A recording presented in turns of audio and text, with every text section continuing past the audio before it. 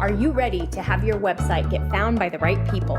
Are you looking to rank at the top of Google so you get more traffic to your website? Are you ready to learn how to use SEO and content marketing to grow your organic traffic? If so, you are in the right place, my friend. Welcome to the Simple SEO Content Podcast, where I show you how to combine the power of SEO, search engine optimization, and content marketing to build your like, know, and trust factor with your audience, which allows you to get found by the right people and turn those visitors into buyers. No more frustration or confusion, and no more time wasted wondering if you're doing your SEO right. It's time to learn how to use SEO and content marketing to grow your business.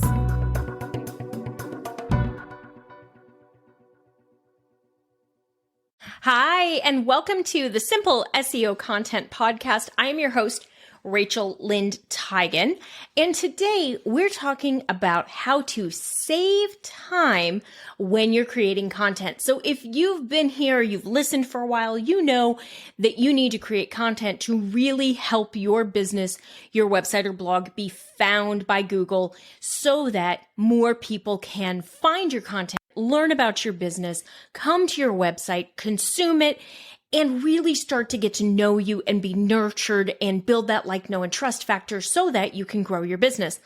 However, sometimes creating content can feel like a real chore or challenge. And I know this. I know that sometimes when I talk about the benefits of search engine optimization and content marketing, and I talk about creating content and, creating blog posts and things like that, you kind of want to just check out because in your mind, your thought is, oh my gosh, it takes so much time. And I feel like I spend my life on a content development hamster wheel and I'm making no progress. And if only there was a faster, easier way to do it. I get it, my friend. I totally get it. And that's what I want to teach you today is my way of creating content that is a lot faster and a lot easier.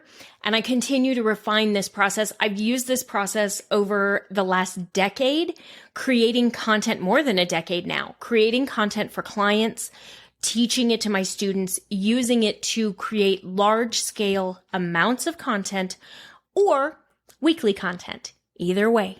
Same process works great. So let's talk about how do we make content creation less challenging, easier, and faster for you so that you're excited when it's time to create your next piece of content rather than dreading it. So what I want you to do is start batching your content. And that's what we're going to talk about in today's lesson is a batching process to make it much easier. And when we batch content, that literally means we're creating multiple pieces of content at the same time, and we're doing the same step multiple times. So right now, I am batching my June podcast episodes. So I'm doing back-to-back recordings. I'm not editing. I'm not fixing anything. I'm not uploading. I'm not doing any of that. I'm just recording them. The last time I worked on this, I did the content planning and I did the keyword research and I wrote out the outlines. And that's what we're going to talk about today because using a process like this makes your life a lot easier. So let's talk about how do we batch content? So there are a number of steps in the process. The first thing that I like to do is to start with a brainstorm. I want you to think about what content you're going to create. So if you've been following me for a while, you've taken simple SEO content, you've read stuff on my blog, you know that I recommend you choose 4 content pillars or 4 content topic areas each for your content.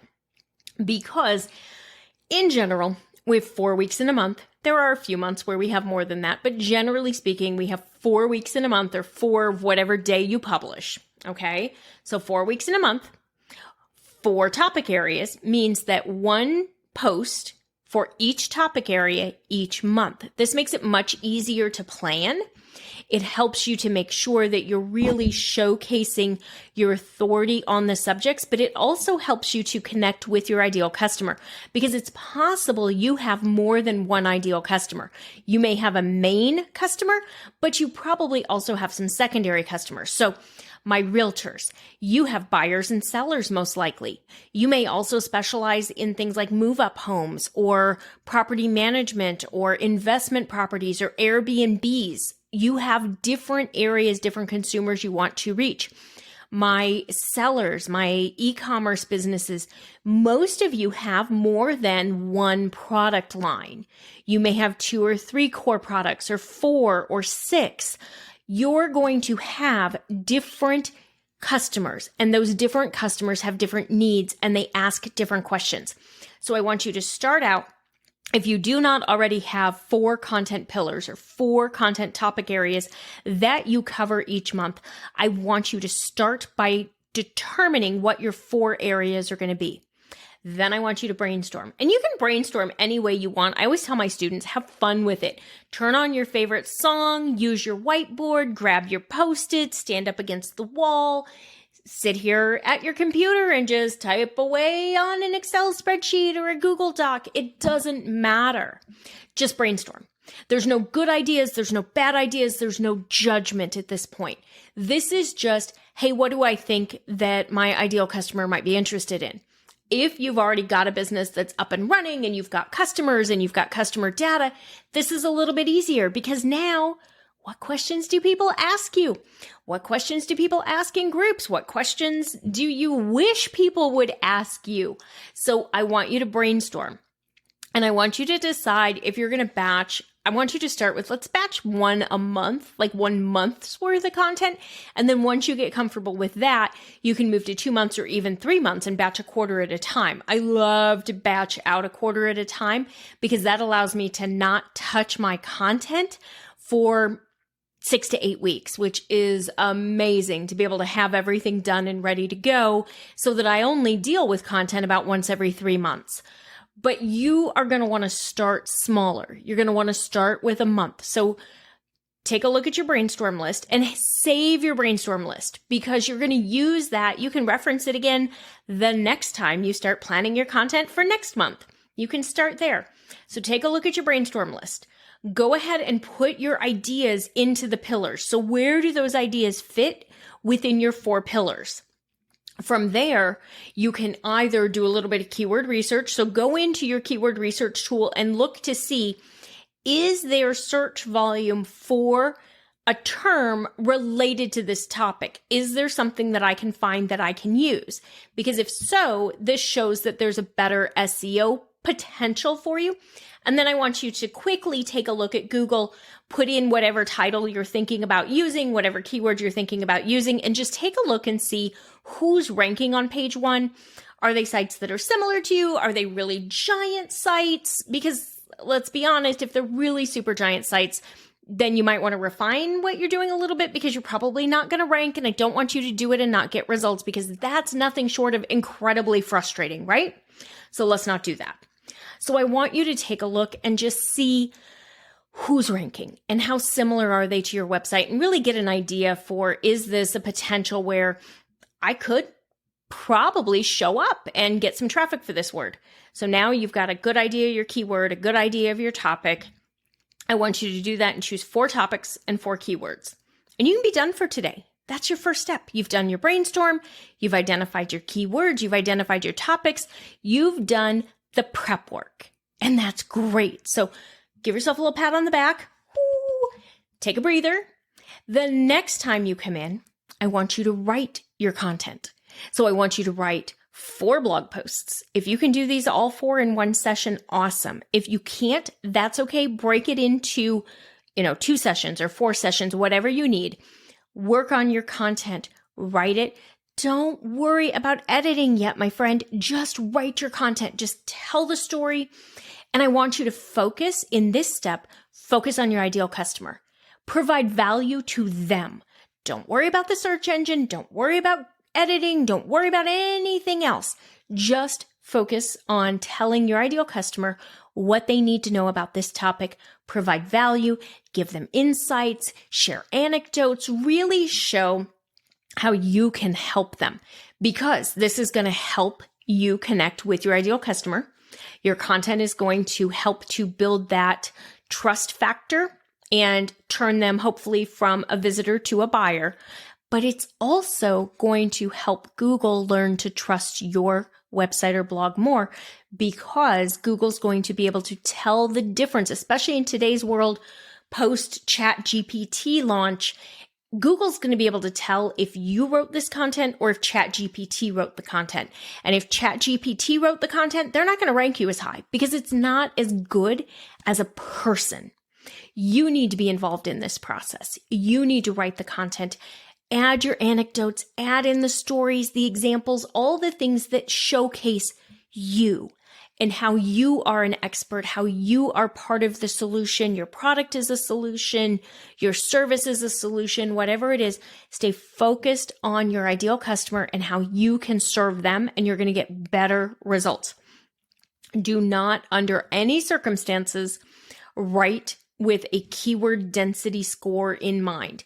You may see blog posts out there about the ideal keyword density score is 1 to 3%. It's bull, okay?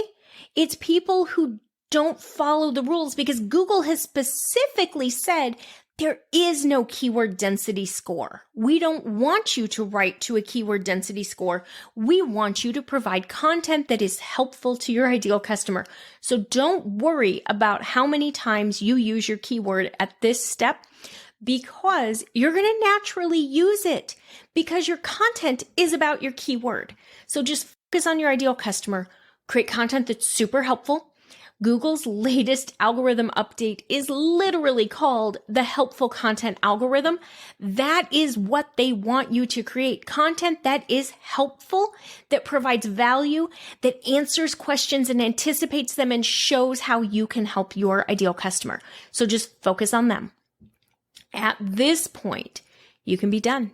Once you've written your 4 posts, or you've written, if you're still taking time, it's a little harder for you to write. Maybe you set aside 30 minutes or an hour, whatever it is.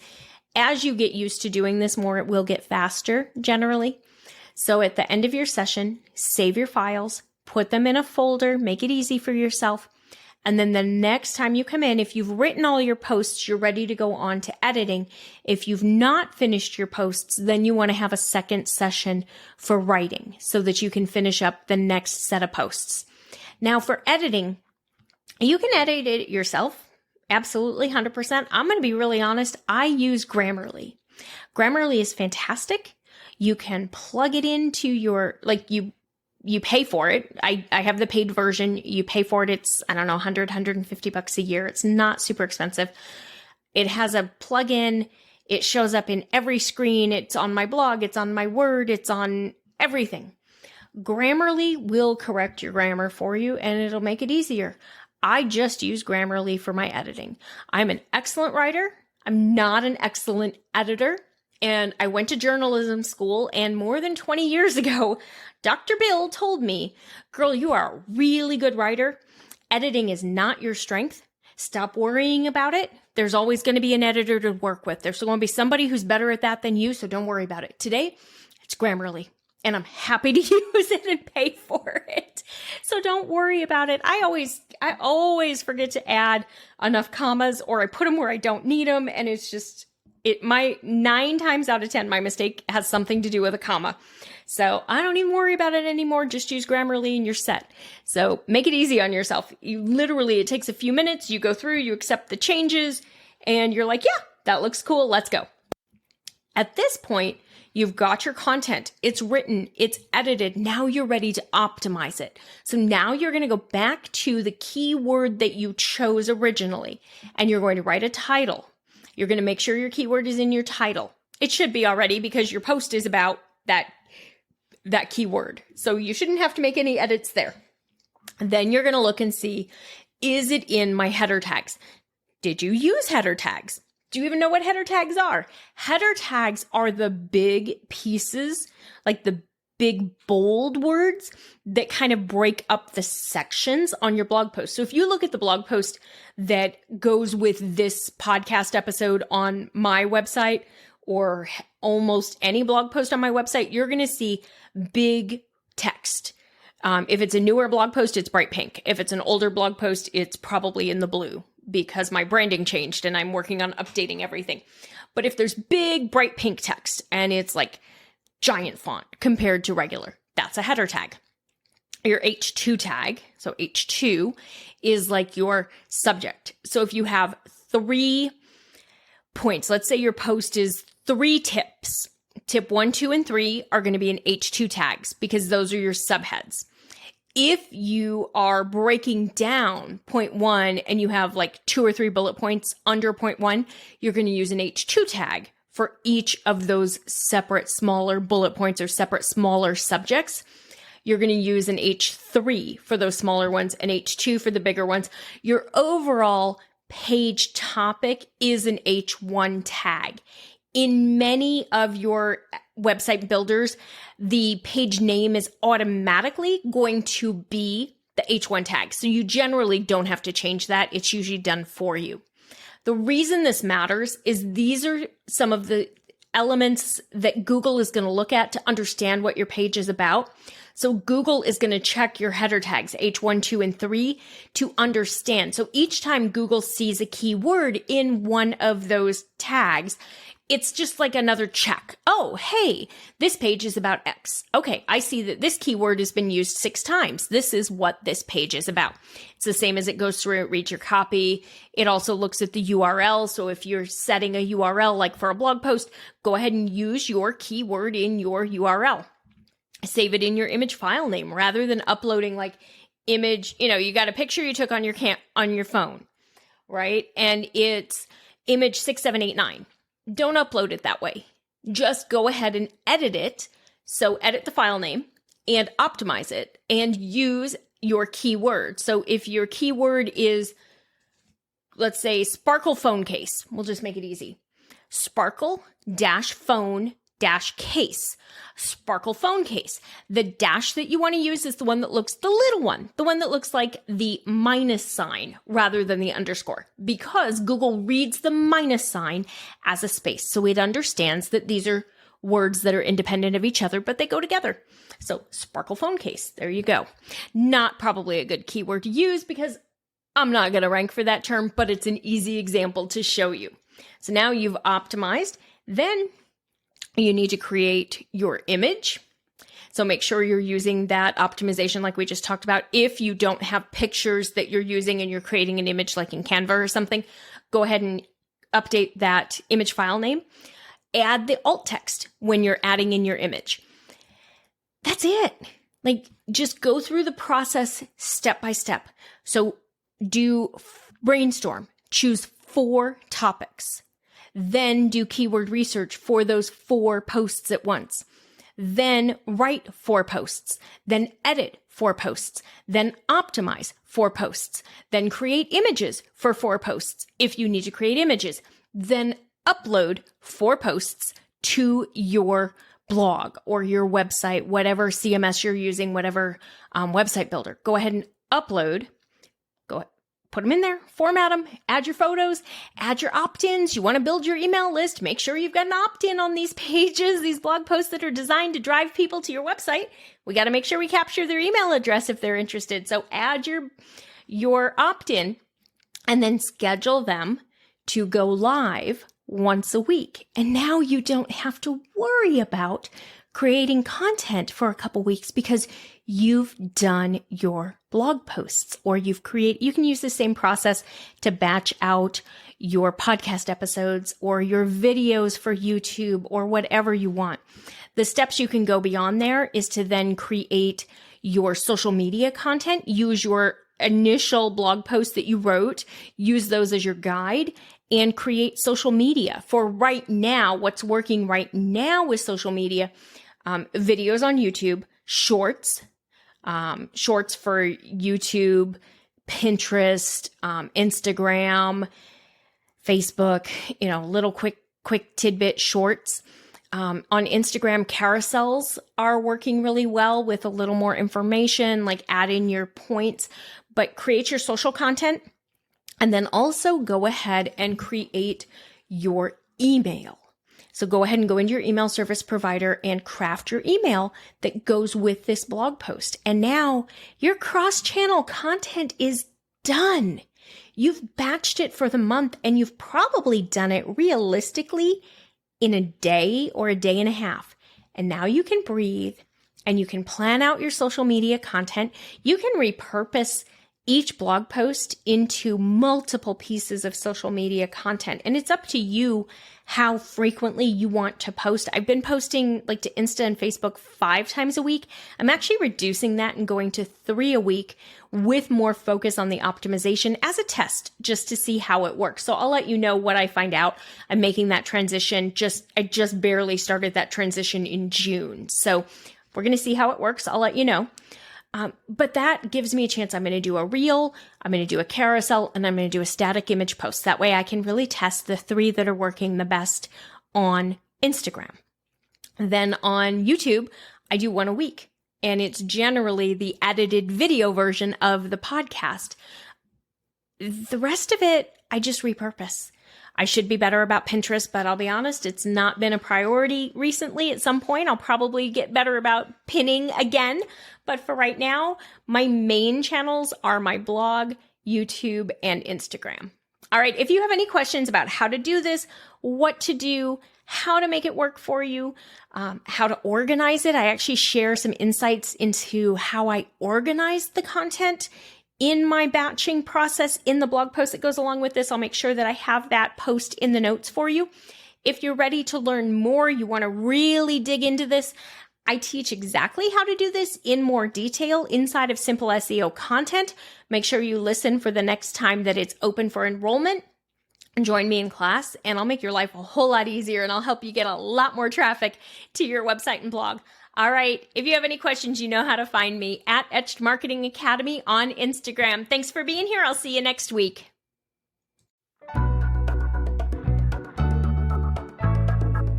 That's all for today's episode of the Simple SEO Content Podcast. I want to thank you so much for joining me. Make sure you visit my website, etchedmarketing.com, and visit the freebies tab. Right there, you're going to find the SEO Content Quick Start Guide along with the free SEO class. So you'll have everything you need to know to get started with SEO and content marketing. Then do me a favor, if you wouldn't mind, if you would do a rating and a review of this podcast on your favorite platform, that would really help spread the message, and I do greatly appreciate it. If you have any questions, you can always DM me on Instagram at Etched Marketing Academy, and I will see you right back here next week.